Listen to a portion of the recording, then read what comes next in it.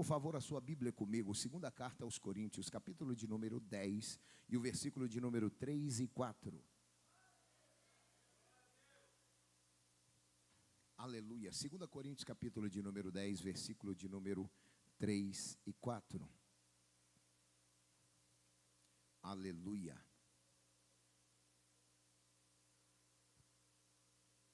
Segunda carta de Paulo aos Coríntios, capítulo de número 10, versículo de número 3 e versículo de número 4. Louvado seja o nome santo do Senhor Jesus. Quem encontrou, diga graças a Deus. Acredito que todos já tenham encontrado. Diz assim a palavra de Deus: pois embora vivamos como homens, não lutamos segundo os padrões humanos.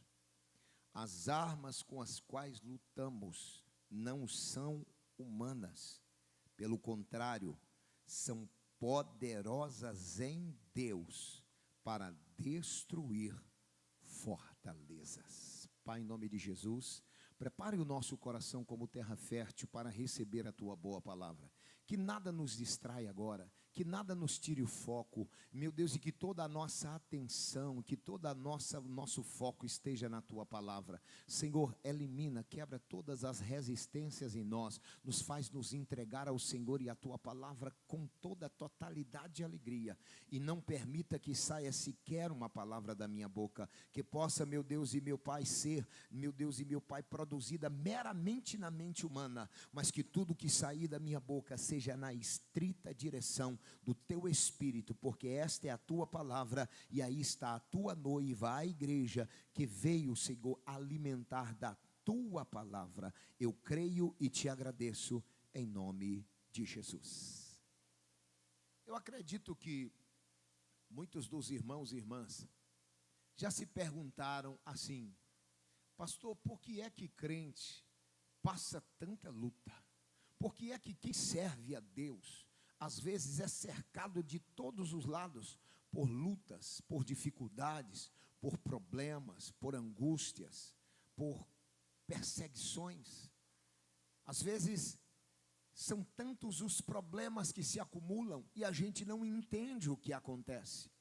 Há quem chegue a dizer ou pensar e falar assim: antes de servir a Deus, pastor, parece que as coisas eram mais fáceis, eram mais tranquilas. Eu não tinha tanto problema, tanta dificuldade. Como é isto, pastor? Como é que o Senhor me explica isso? Meu irmão, quando você aceitou a Cristo, quando você, minha irmã, aceitou a Cristo, você foi arregimentado, alistado no exército do céu. E do lado de cá, você agora está do lado de Deus.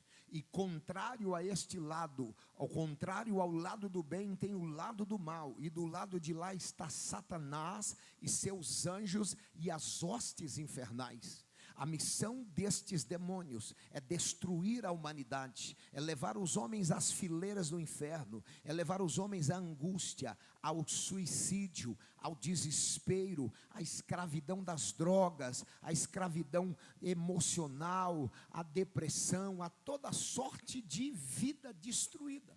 Porque a missão do diabo é matar, é roubar, é destruir. E do lado de cá está o bem, está Jesus, está Deus, está o Espírito Santo, está a palavra de Deus, e firmados em Deus, a missão que Deus entrega à igreja é entrar nos arraiais de Satanás, pregar a palavra de Deus, saquear o inferno e ganhar almas para Cristo. E na medida que você se posiciona, se levanta para cumprir esta missão, você começa a incomodar o inferno, você começa a provocar Satanás, você começa a gerar uma insatisfação no mal, porque o mal que queria escravizar as pessoas, agora está sendo vencido pelo poder e a graça de Deus que emana da sua vida. E quando você abre a boca e prega a palavra de Deus, vidas se convertem, pessoas são transformadas, histórias são reescritas, famílias são reestruturadas. Deus faz milagres. O diabo não fica satisfeito com esta ação que você faz. A Bíblia vai dizer que do outro lado do mar da Galileia havia uma aldeia chamada Gadara. 8 quilômetros da margem do mar da Galileia. E ali naquela aldeia havia um homem chamado, que era conhecido como o endemoniado gadareno, um morador de Gadara cheio de espíritos imundos. E ele rasgava a sua própria carne, ele comia fezes, ele morava em cemitérios. E a Bíblia diz que nenhum grilhão, nenhuma amarra, nenhuma corrente era poderosa o suficiente para segurar aquele endemoniado, porque era uma legião de demônios que habitava o corpo daquele homem. Mas a Bíblia diz que certo dia, Jesus chama os seus discípulos, os coloca em um barco e diz: passemos para a outra margem. Qual era a missão de Jesus? Ir à aldeia de Gadara e libertar o gadareno. E neste meio termo, Satanás, insatisfeito, porque iria perder um de seus adeptos, iria perder um de seus parceiros, ele iria perder uma pessoa que estava do lado dele e ele já estava destruindo. Ele então, para impedir que Jesus chegasse do outro lado, que ele chegasse lá do outro lado para libertar o gadareno, ele revolve as águas do mar da Galileia e faz uma grande tempestade, e a tempestade sacode o barco de um lado para o outro, e os discípulos atemorizados chamam Jesus. Jesus levanta a mão, repreende o vento, repreende a tempestade, o mar se acalma, ele atravessa o mar da Galileia, vai a Gadara, liberta o gadareno, ele se converte a Cristo e ele diz: agora vai, prega para sua família, testemunha, diga: aquele que estava morto reviveu, o que estava escravizado foi liberto, o que estava endemoniado agora está cheio do Espírito Santo. E é para isso que Deus te chamou, para ser canal de libertação na vida das pessoas, e isso incomoda o inferno. E na medida que o inferno se incomoda, ele se levanta, como levantou contra Jesus, para tentar virar o barco e impedir que ele chegasse na outra margem. Mas a Bíblia vai dizer que Jesus repreende a tempestade, e não tenha medo, porque aquele Jesus que repreendeu a enfermidade, ele está hoje aqui no nosso meio, e o mar ainda lhe obedece, o vento ainda obedece à voz dele, sob a voz dele o inferno tem que se dobrar, os grilhões se racham, porque a voz de Jesus é poderosa para quebrar grilhões e destruir fortalezas. E é este Jesus que te chamou para guerrear. Então, por que é que o diabo se levanta? Por que é que ele fica bravo?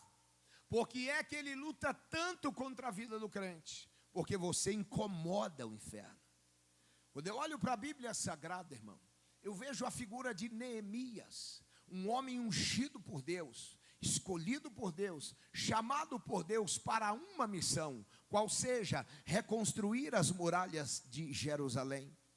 4 quilômetros de muralha, 8,5 metros de altura, 2 metros de largura. Aquelas muralhas tinham 12 portas, e Deus chamou aquele homem para reconstruir. E quando Neemias olha para a cidade e vê a destruição, ele se empenha o seu coração em reconstruir aquela cidade. E o diabo, para tentar impedir, porque o diabo não quer que a obra prossiga, o diabo começa a causar distrações. O diabo não pode, irmão, muitas vezes pelejar contra você de forma direta. O diabo não pode destruir a sua vida. Sabe por quê? Porque a Bíblia diz que aquele que habita no esconderijo do Altíssimo, à sombra do Onipotente, descansará. Sabe o que é isso, irmão? Quem aqui já criou galinha? Quem já criou galinha? Deixa eu ver, meu Deus.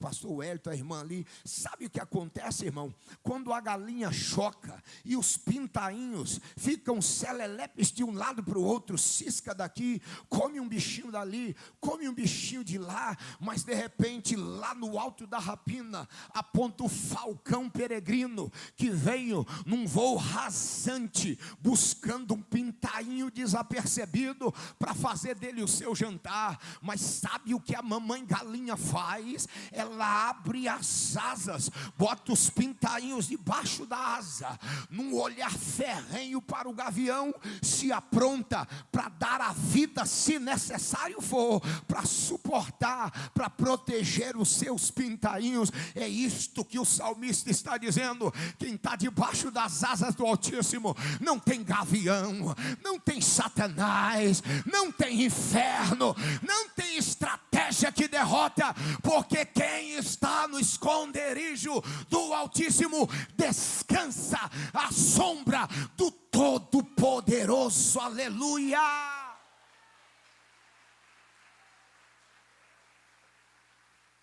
Então sabe o que o diabo faz? Ele não pode te atingir de forma direta. Ele começa a manipular as circunstâncias para te prejudicar.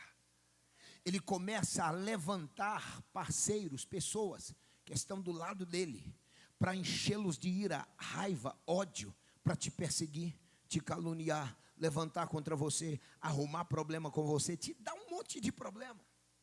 Ele não pode te atingir diretamente. Ele manipula a situação, ele manipula as pessoas, ele busca tirar o seu foco.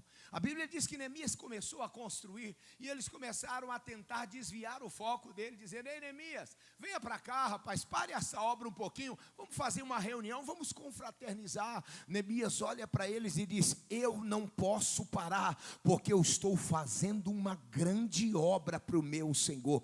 Quantas vezes o diabo tenta tirar-lhe o foco, tirar você do foco do que Deus já te chamou. Ele quer, na verdade, é que você pare, se detenha, não continue, e ele vai buscar tirar o seu foco. Em um segundo momento, o diabo tentou colocar na cabeça daqueles homens crenças limitantes.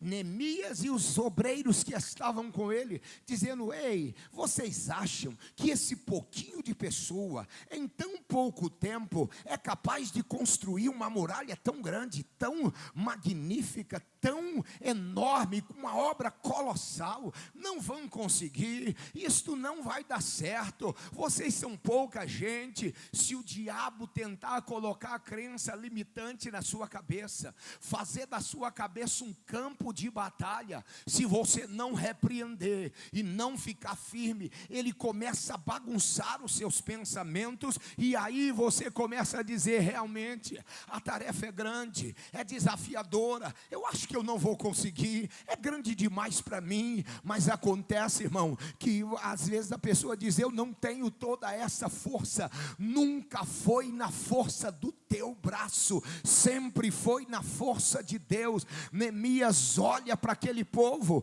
e o Espírito de Deus enche o coração de Neemias, e eles vão dizer: isso é obra para mais de ano, isso não vai acabar agora. Deus entra na guerra e diz: Neemias, eu vou adestrar sua mão, eu vou te dar vitamina, eu vou te dar graça, eu vou injetar uma energia tão grande em você, que aquilo que eles pensavam que não ia dar certo, vai dar certo. 52 dias depois, 52 dias depois, 4 quilômetros de muralha estavam de pé, 2,5 metros de largura, 8,5 metros de altura, 12 portas reconstruídas. É Deus dizendo: você não pode, mas eu posso. Você não faz, mas eu faço. Eles dizem que você não tem, mas tem, porque quem te dá sou eu, quem te dá sou eu. E a Bíblia vai dizer, Neemias 7, 15 e 16: acabou-se, pois, o muro aos 25 do mês de Elu, em 52 dias.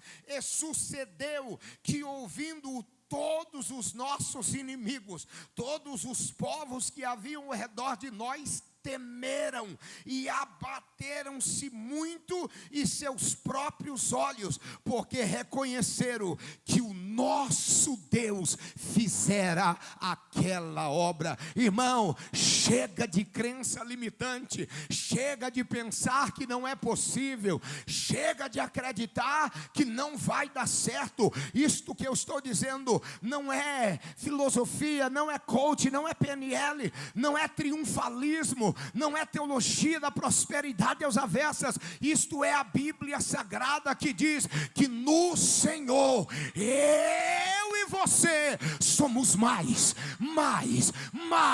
muito mais que vencedores, porque esta é a vontade de Deus.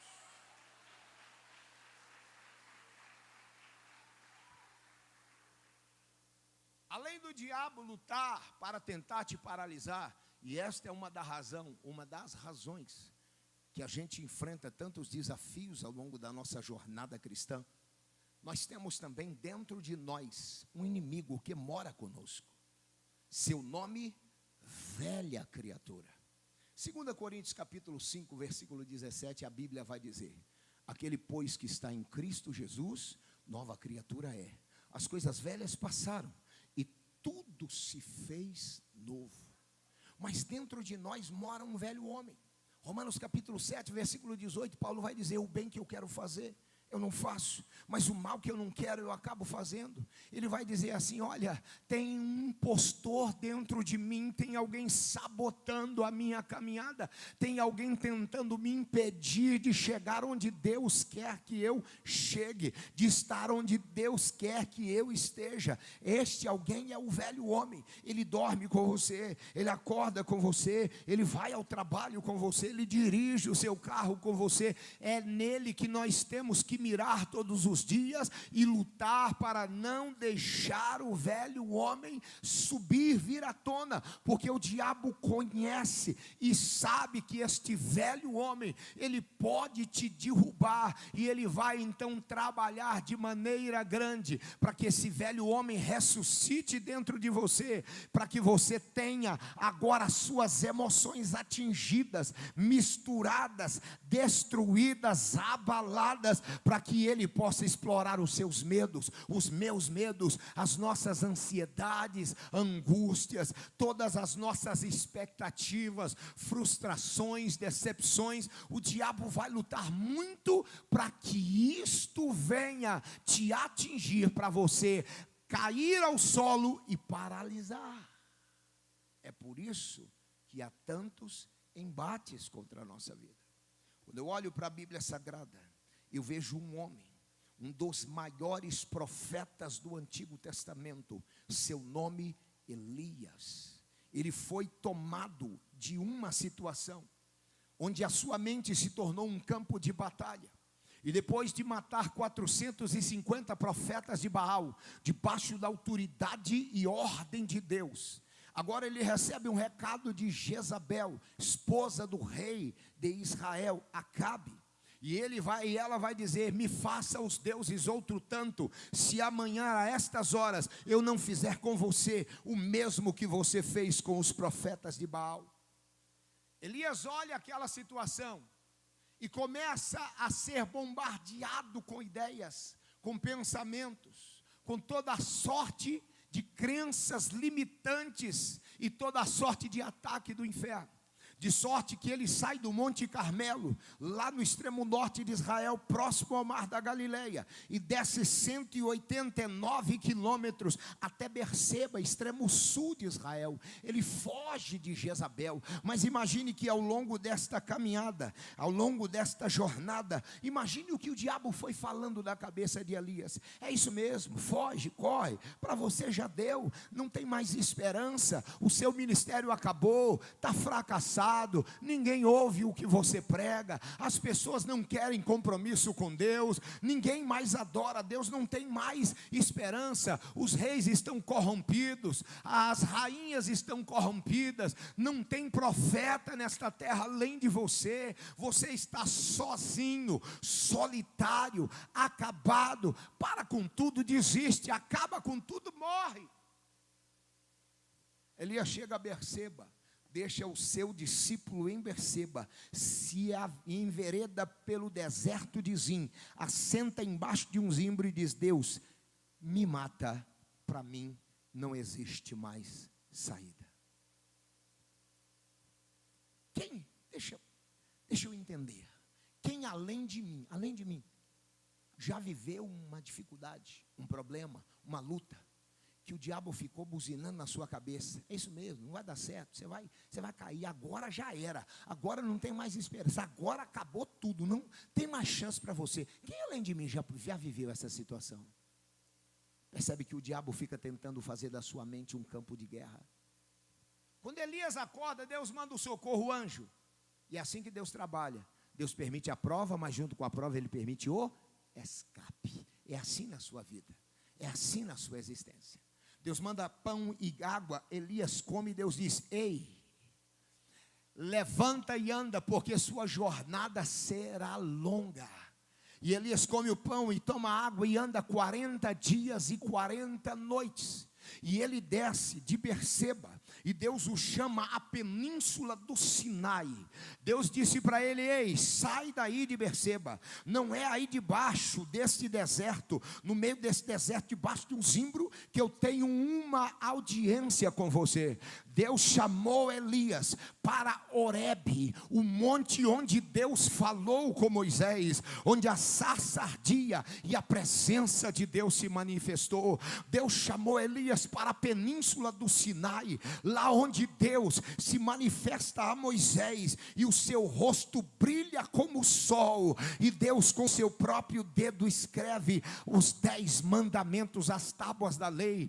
Deus chama Moisés para lá, ou melhor, Elias para lá, e a Bíblia vai dizer que ele anda 40 dias e 40 noites. Pastor, esse número é místico, é cabalístico, tem algum significado? A Bíblia não é mística, não é cabalística, a Bíblia é a verdade de Deus. A Bíblia não acredita em superstições e nem ensina superstições. A Bíblia acredita no poder genuíno de Deus, que age e opera milagres. Mas 40 tem um significado, pastor? Tem. Esse número aparece na Bíblia 142 vezes. 40 dias foi o tempo que choveu no dilúvio. 40 dias Jesus jejuou para iniciar o seu ministério. 40 dias Moisés jejuou. O próprio Elias jejuou 40 dias. Processo onde Deus faz uma escala de ações para que ele vá lapidando, merolando, levantando, avivando, ajeitando, ajustando, para chegar a um lugar mais alto, a uma vitória maior. É um tempo de preparação. Quando Elias caminhou 40 dias e 40 noites, Deus estava dizendo: eu estou te preparando para algo que vai acontecer, que você precisa estar preparado. Provação não mata cristão, porque a Bíblia diz que a sua e a minha provação, ela é personalizada. Deus não te prova como me prova, Deus não me prova como te prova. Cada crente, Deus entrega ou permite a aprovação de acordo com as suas forças. Ai, pastor, está pesado demais. Para de manhã, crente, é o seu número. Pastor, não está aguentando, para de fraqueza e reclamar, rapaz. Deus é bom de matemática e Ele sabe até onde Ele pode apertar o parafuso. Mas tem uns crentes que Jesus aperta o parafuso até espanar a rosca. É porque precisa, irmão. Pastor, não estou aguentando mais. Ora que melhora. Ora que Deus dá o escape. Olha aí o hino que estava dizendo, que os irmãos cantaram aqui: o escape, o descanso, a cura, a recompensa vem sem para o crente que ora. Não é o crente 6 horas, sabe o crente 6 horas? Ele passa perto de todo mundo: 6 horas por mim, 6 horas por mim, ô banda, ora por mim, ô irmão, ora por mim, pastor Rafael, ora por mim, ô irmão, ora por mim, pastor Ezequiel, você ora por mim, 6 oram por mim. Todo mundo ora, menos ele.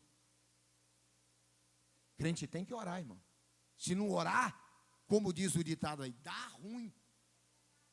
Agora, quando ora, dá bom. O céu se abre, o inferno fecha, Jesus se manifesta, o diabo vai embora e a vitória chega, porque crente que ora atrai o céu para dentro da sua existência. Neemias ou Elias chega lá em Horebe, e quando ali ele chega, ele vai ter uma reunião com Deus. E ele vai dizer: Senhor, Não há mais ninguém que se adore ao Senhor. Eu estou frustrado com o meu ministério, porque eu prego, ninguém dá ouvido. Eu oro, o Senhor faz fogo chover do céu. Eu oro, o Senhor ressuscita defunto. Eu oro, o Senhor faz milagres. Eu oro, o Senhor para a chuva. Eu oro, o Senhor traz tempestade. Mas eu prego e ninguém te ouve. Eu estou frustrado com o meu ministério. Não há ninguém que se converta. Eu estou sozinho em Jerusalém. Eu estou sozinho neste país, ninguém mais te ouve e dá ouvido à sua palavra, não tem mais um coração quebrantado, nós não temos um rei santo, o rei é corrupto, o reinado é corrupto, os profetas se foram, alguns morreram, os outros desistiram, não há mais adoração em Israel, os homens levantam altares a Baal, levantam templos a Baal, os homens se convertem a Baal e esquecem o verdadeiro Deus. Para mim acabou, eu estou frustrado com o meu ministério, decepcionado com o povo e me sentindo solitário nesta terra.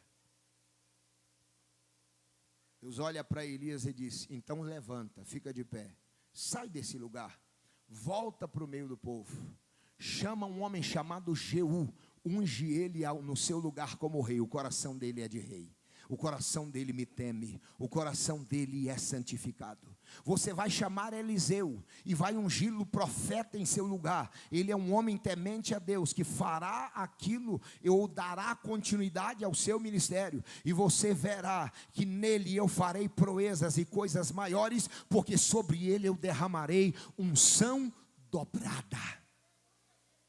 E quanto a estar sozinho, não pense que o seu ministério é fracassado, porque igual a você, existem 7.000 joelhos que não se dobraram diante de Baal. Entenda isso, irmão. O diabo vai lutar muito para tentar te convencer que você é um fracassado, que o seu ministério fracassou, que a sua atuação de pai e de mãe fracassou, que a sua atuação enquanto cidadão foi um fracasso, foi um fiasco, que você é uma piada, que você é um fiasco. É isso que o diabo quer que você acredite, para que você pare de lutar, para que você encoste as armas, para que você não pregue mais o evangelho. Mas quando Jesus te chamou, Ele não chamou um fiasco, Ele não chamou uma decepção, Ele não chamou um fracassado. Pelo contrário, Jesus te chamou, te lavou, te limpou, transformou o velho homem em nova criatura, encheu do Espírito Santo e diz para você sair pregando a palavra. E Ele diz: não preocupa com nada, comida eu providencio, graça eu providencio, livramento eu providencio, só abre a boca e eu te farei triunfar, nada vai te parar. Não é porque você é melhor que ninguém, é porque Deus te encheu e te deu direção para vencer os seus desafios.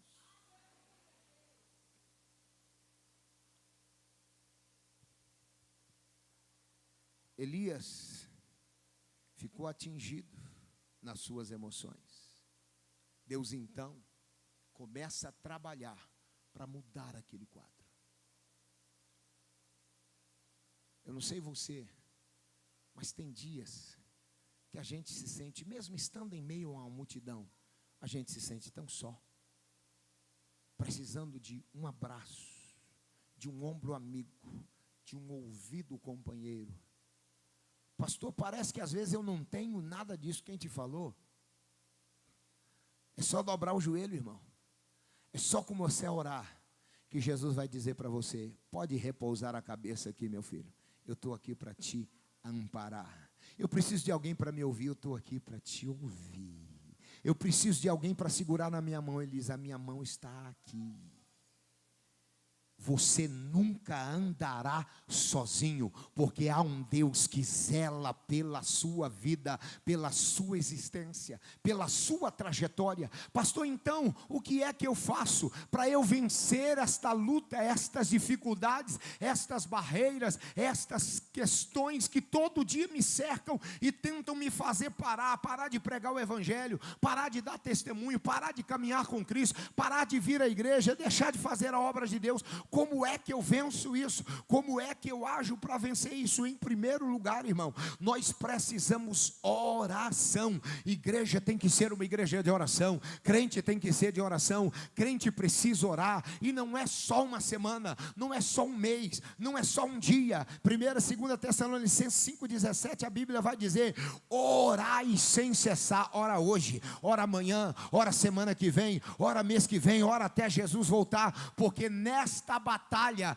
não existe cessar-fogo. O diabo não para, o diabo não se detém, o diabo não tem uma bandeira branca. Se você disser eu não vou guerrear e parar, ele continuará te atacando. Então a melhor defesa é o ataque, e o melhor ataque que um crente pode empreender contra o inferno é de joelhos dobrados e o céu sendo acionado para guerrear no lugar do crente. Olha só o que Tiago vai dizer, Tiago 5,16: portanto confesse os seus pecados uns aos outros e orem uns pelos outros para serem curados. A oração do justo é poderosa e eficaz. Poderosa e eficaz. Poderosa não conhece barreiras. Eficaz é diferente de eficiente. Eficiente é aquela pessoa que chega aqui e move esta caixa com a mão. Ele colocou a caixa no lugar, foi eficiente. Eficaz é aquele que faz o que for preciso para que esta caixa esteja no lugar. Se a mão está quebrada, ele move com o pé. Se o pé está quebrado, ele senta e empurra com o ombro. Se ele não consegue, ele chama ajuda. Eficaz é quem não se dobra diante de um desafio, é que não para diante de um não. Tiago está dizendo: ninguém para a oração, porque ela é eficaz. Ela não só traz solução, mas ela traz a solução necessária que você precisa, quando precisa, porque quem ora, o céu se abre, e a oração abre o coração de Deus, e Deus derrama a sua graça sobre o seu povo.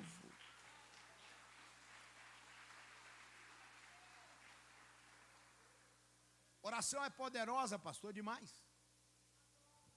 Na guerra do Golfo, o exército americano usou um míssil chamado Tomahawk. Um míssil altamente tecnológico. Voa a 885 km por hora, capaz de carregar uma ogiva nuclear ou convencional de 450 quilos, com uma precisão de 10 a 30 centímetros depois que o alvo foi marcado por GPS. Causa uma destruição descomunal, capaz de destruir e abrir uma grande cratera e destruir grandes monumentos, prédios, palácios, bunkers, cidades subterrâneas. Atravessa paredes de 1 metro de concreto. É uma arma destruidora que destrói tudo.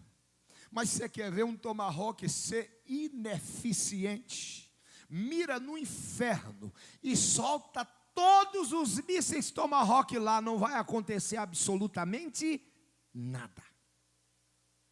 Mas sabe aquele irmão, o seu José, iletrado, simplesinho, aquele irmãozinho que todo mundo olha para ele e fala: esse irmão é tão simples.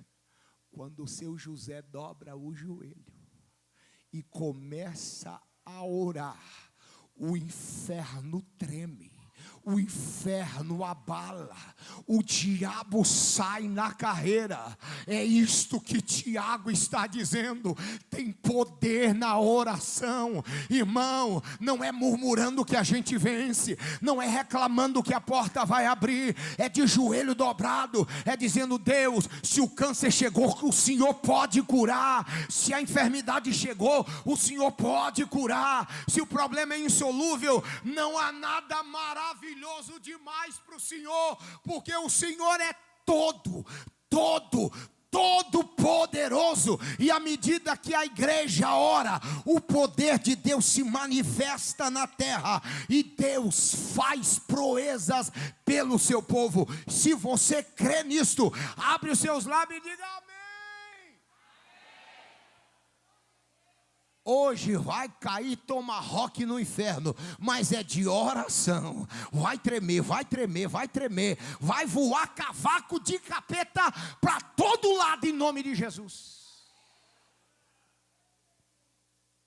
Segunda coisa que o crente precisa, ou segunda posição que ele tem que tomar para vencer essa guerra, é a palavra de Deus. Eu e você precisamos amá-la, vivê-la, abraçá-la, estudá-la, gostar dela, ter prazer na palavra, ter prazer de entender o que Deus tem para nós através dessa palavra. Esta palavra nasceu no céu. Ela veio à existência na terra, por intermédio da unção e inspiração do Espírito Santo, que inspirou 40 homens, que ao longo de 1.600 anos, escreveram cada uma das letras que estão grafadas neste livro maravilhoso. E por que é que Deus fez isso? Para que eu e você a tivéssemos em mãos, para no momento da luta, da dificuldade, da dúvida, da dor, da angústia, termos uma palavra direcionada ao nosso coração, uma palavra de Deus. A Bíblia é a boca de Deus falando conosco. Olha o que diz Salmo 119, versículo 150. Este é o meu consolo no meu sofrimento, a tua palavra me dá vida. Quer viver em paz, abençoado, cheio de Deus? É na palavra. Quer viver alegre? É com a palavra. Quer viver confortado? É com a palavra. Quer ter esperança? Leia a palavra. Quer ver Jesus te dar graça para você levantar a cabeça e vencer as lutas? Leia a palavra. Quer viver em santidade? Leia a palavra. Quer andar com Deus? Leia a palavra. Quer vencer o diabo? Leia a palavra. Quer ter argumento para quebrar os sofismas, as coisas erradas, as filosofias, os pensamentos errados? Leia a palavra. A palavra combate. Criaram aí um sofisma, uma mentira, uma ideia errada moderna, dizendo que todos os caminhos levam a Deus. Todos os caminhos levam a Deus. João 14, 27, Jesus vai dizer: eu sou o caminho, a verdade e a vida, e ninguém vai ao Pai a não ser por Jesus Cristo. É o que diz a palavra de Deus. Então, quer vencer, irmão? Leia a palavra.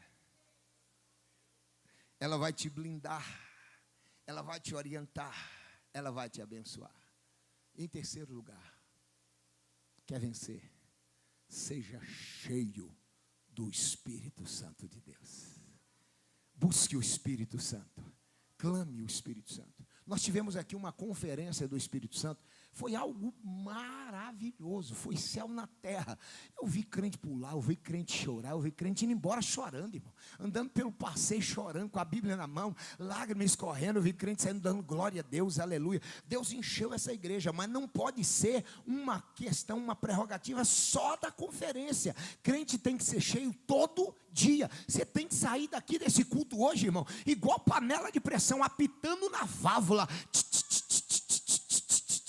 cheio de Deus, porque se o diabo for doido de atravessar teu caminho no meio desta estrada, quando você estiver indo para casa, você vai atropelá-lo em nome de Jesus. Quando a dificuldade vier, você está cheio de Deus e você vê os problemas com a lente do céu. Você não enxerga com olhos humanos, porque Deus te faz entender as coisas a partir das lentes de Deus. Então Deus está te chamando para um tempo de avivamento, um tempo onde você ora e se enche de Deus, onde você clama a Deus, onde você santifica a sua vida, onde você deixa práticas que te afastam de Deus e passa a ter práticas que te aproximam de Deus, onde a sua vida é pautada na palavra, buscando a essência do céu, para Deus te encher, te dar graça, derramar sobre você, encher o seu coração para você transbordar em vidas.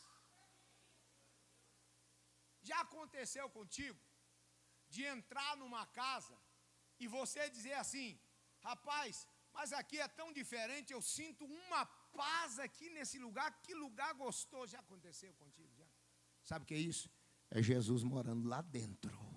é o Espírito Santo enchendo a vida do dono daquela casa. Aí sabe o que acontece quando o Espírito Santo te enche? Por onde você passa, a presença de Deus vai tomando conta do ambiente, vai tomando conta do ambiente. Sabe por que Jacó pegou uma pedra e colocou no chão e disse: a partir de agora esse lugar é Bet-El, casa de Deus. Até agora era deserto, até agora era brita, até agora era cascalho, até agora era areia, mas agora o Senhor chegou, e onde Deus chega, ali passa a ser Betel, casa de Deus. Antigamente o povo relava o bucho aqui, o povo puxava a faca nesse espaço, o povo plantava bananeira, dançava, tomava cajibrina, saía embriagado, mas agora Jesus chegou. Aqui é Betel, aqui é casa de Deus, aqui é lugar da presença do Espírito Santo. Você já sentiu a presença dele aí?